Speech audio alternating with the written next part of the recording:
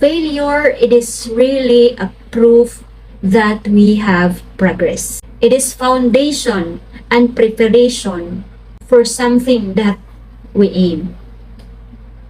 So, di ba?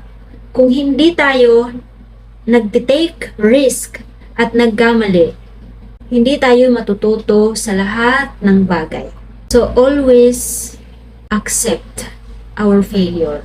Try, it's okay kung nagkamali, as long as kung yung ginagawa natin ay makakatulong sa atin in the future.